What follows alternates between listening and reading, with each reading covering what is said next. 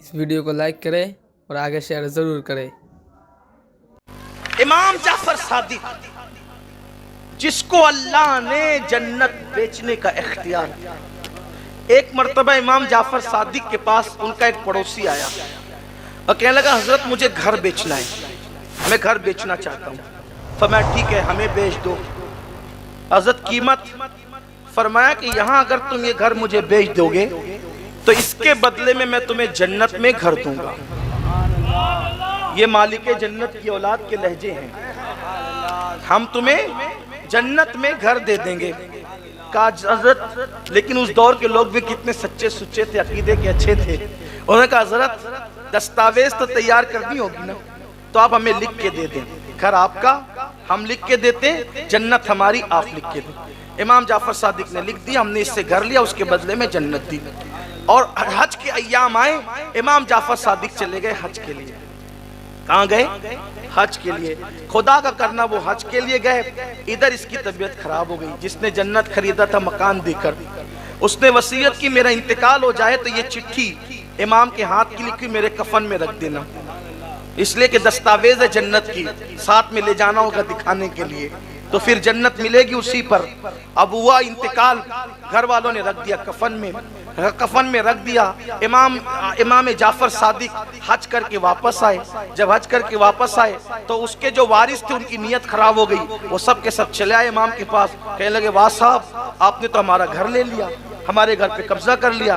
امام نے فرمایا ہم نے قبضہ نہیں کیا، ہم نے خریدا ہے اصول کے مطابق۔ کہا کتنے میں خریدا؟ کہا پوچھو۔ کہا اس کا تو انتقال ہو گیا، ہم اس کے وارث ہیں۔ کہا دیکھو ہم نے اس کو جنت میں محل دیا تھا اور یہاں کا گھر خریدا تھا۔ تو کہا وہ دستاویز لکھ کر دی تھی۔ کہا لو صاحب یہ بھی کوئی سودے ہوتے ہیں، جنت میں محل دے دیا اور یہاں کا گھر لے لیا، آپ نے لے لیا ہمارا گھر۔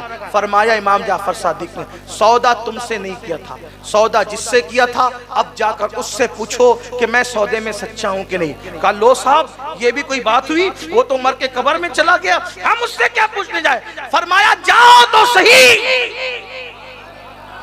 جاؤ تو صحیح۔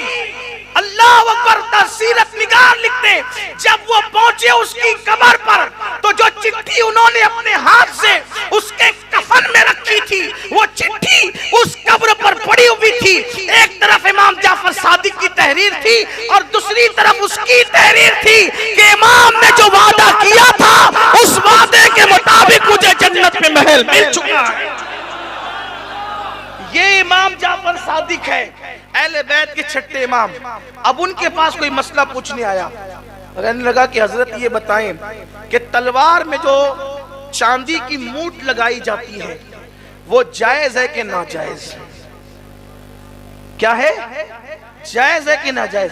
اب اگر مجھ سے کوئی پوچھے کہ چائنیز کھانا جائز ہے کہ ناجائز تو میں کہوں گا جائز ہے، تو کہیں گے اس کی دلیل کیا ہے؟ تو میں کہوں گا کہ وہ جو فلاں خان صاحب فلم دنیا میں کام کرتے نا وہ بھی چائنیز کھاتے ہیں۔ کہا واہ جی واہ، بڑی دلیل لائی آپ نے، آپ بھی غیر معتبر ہو گئے غیر معتبر کا حوالہ دے کر۔